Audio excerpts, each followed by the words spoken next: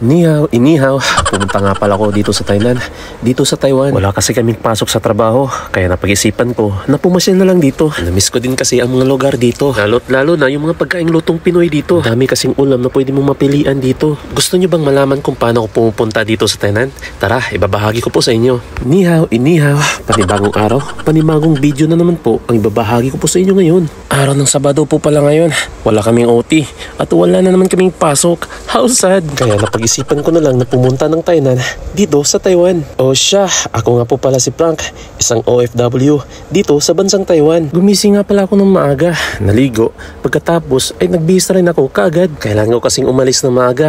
Medyo malayo kasi yung Thailand galing dito sa Taichung. 2 oras kasi mahigit ang biyahe ko papunta doon sa Thailand. Kaya kailangan ko talagang umalis ng maaga para makarating din ako ng maaga doon. O siya, pagkatapos ko palang magbihis ay bumaba na agad ako ng dorm namin. Buti na lang, magandang panahon ngayon at maayos akong makapunta doon sa Thailand. Pagkababa ko ay dumiretso na rin ako sa e-bike parking area dito sa dorm namin. Kailangan ko kasing mag-e-bike papuntang bus stop. Medyo malayo-layo rin kasi paglalakarin ko pa at baka di ko rin maabutan ang pagdaan ng bus. O siya, ito nga po pala yung e-bike parking area namin na pinubide ng company namin dito sa dorm namin. Ang daming namin nun at ang mga e-bike na nakikita nyo ay ang mga e-bike din yan ng mga kasamahan ko dito sa company namin. Napaka-convenient kasi ang mga e-bike dito sa Taiwan. Aside sa hindi na kailangan ng lisensya, ay madali ka rin makapunta sa mga convenience store at mga palengke dito. O siya, pagdating ko ay dito na ako nag-park sa 7-Eleven. Malapit sa bus stop, wala kasing parking area doon. Kaya dito ko lagi iniiwan ang e-bike ko. Pagkatapos, pumasok nga pala muna ako dito sa tindahan nila. Kailangan ko kasing bumili ng inumin at makakain ko kasi panigurado, gugutomin talaga ako sa biyahe ko ngayon. Ito nga pala ang lagi kong binibili sa tindahan nila. Aside sa masarap na, healthy pa. Tsaka, madali din kainin. Di na kailangang initin at nakakabusog pa. O siya, pagkatapos kong bumili ng mababaon ko, ay lumabas na ako at naglakad na kaagad ako papuntang bus stop. Hindi naman masyado malayo ang bus stop. Galing dito sa 7-Eleven. Malapit lang din naman at kaya lang lakarin. Katulad din yung dalawa, malapit na mahulog ang loob nyo sa isa't isa. Uy.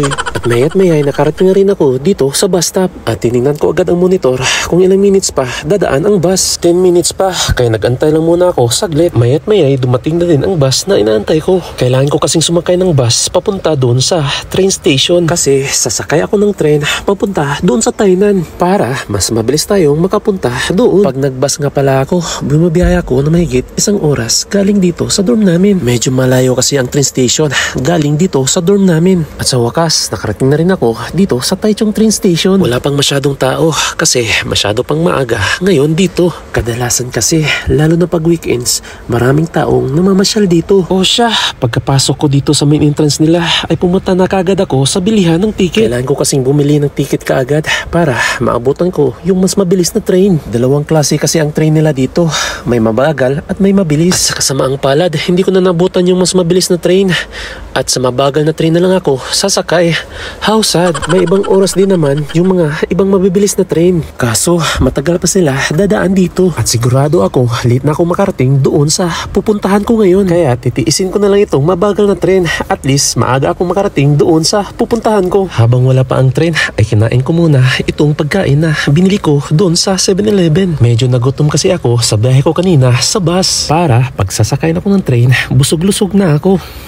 O siya, pagkatapos ko kumain, ay umakyat na pala ako kaagad. Kailangan ko na kasing umakyat kasi ilang minuto na lang dadaan na yung train na sasakyan ko papuntang Tainan. Nasa itaas kasi dumadaan ang mga train nila dito. Diba? Ang galing. Pag akyat ko, buti na lang hindi pa masyadong madaming pasahero. At sinadya ko rin kasing pumunta ng maaga dito sa train station. Minsan kasi, lalo na pag weekend, napakadami talagang mga pasahero. Siksikan talaga ang mga tao sa loob ng train, lalo na pag holiday dito sa Taiwan. Pag may paparting kasi na holiday dito sa Taiwan, sobrang busy talaga ang train station nila dito sa Taichung. O siya, sa kakadaldal ko ay dumating na rin ang train na sasakyan ko papuntang Tainan. Medyo mahaba-haba pala ang biyahe ko ngayon kasi itong mabagal na train ang sasakyan ko papuntang Tainan. Babiyahe lang naman kasi ako mahigit 4 na oras dito sa train. Diba? Ang haba. Wala na kasi akong choice. Wala na kasing available na mabilis na train. Kaya itong mabagal na train na lang ang sinakyan ko. Pero sa totoo lang, meron naman talaga tayong choice. Tulad din yung dalawa. Diba? Mas pinili nyo ang isa't isa. Uy. Sa haba ng biyahe ay nakaidlip nga ako. Pero kunwari lang yan kasi kung totoo yan, matagal nang nahulog ang cellphone ko.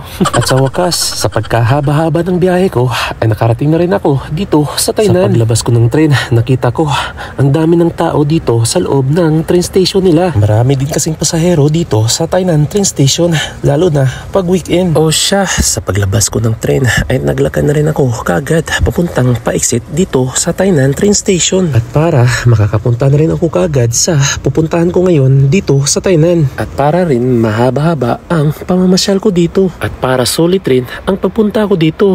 Daming para nun O siya, sa paglabas ko ng Tainan train station ay hinanap ko kaagad ang pang Pinoy na barbershop. Kailangan ko na kasing mapagupit.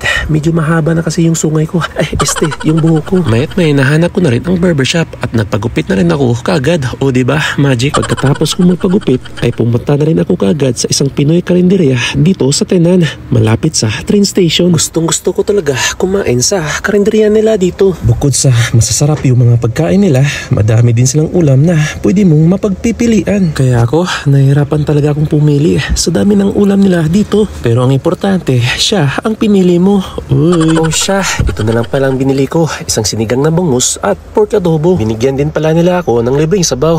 At pagkatapos, kumain na ako kaagad. Gutom na talaga kasi ako. Sa haba ng biyahe ko kanina, sobra talaga akong nagutom. At nang kumain na ako, ang gaan talaga sa pakiramdam. Lalo na pag masarap ang pagkain na kinakain mo. O siya, hanggang dito lang po muna. Hanggang sa muli. Paalam!